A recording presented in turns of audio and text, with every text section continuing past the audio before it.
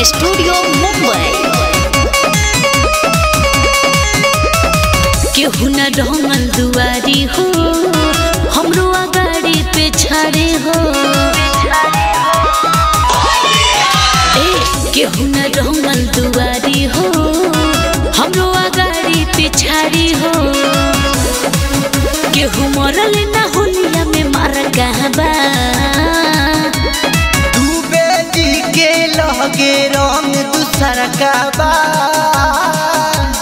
Lobby चकारी यादो जी के बरकादा हो। डूबे जी के लगे रंग दूसर का बा लॉबी चकारी और हीरान के बरकादा।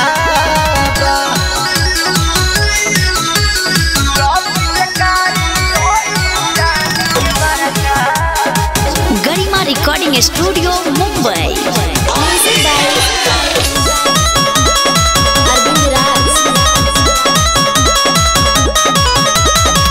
डाले खातिर नवा हम ओइनी सबसे पहिले हर तोहरा जैसन केतना जाना आइले औरी गइले। अरे तू का करबो?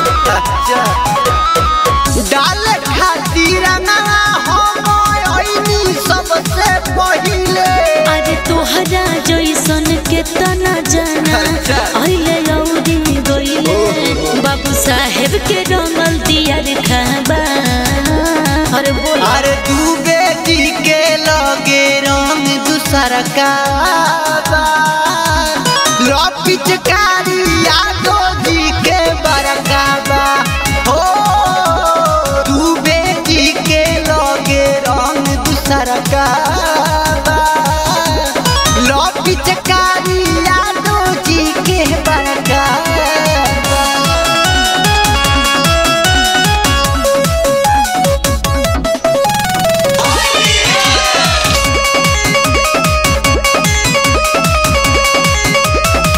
ऊपर नीचे आगे पीछे रंगवा पीछे लगाई। अरे अखिलेश गिरी नीतस निराला हला को देव मचाई। अच्छा अरे हला को देव तो हाँ हाँ ऊपर नीचे आगे पीछे रंगवा पीछे लगाई। अरे अखिलेश गिरी नीतस निराला हला को देव मचाई। तो परल फिरा में छौड़ाई सवार कहबा तू पर। अरे डूबे जी के लगे रहन दूसर का बा लॉबी चकारी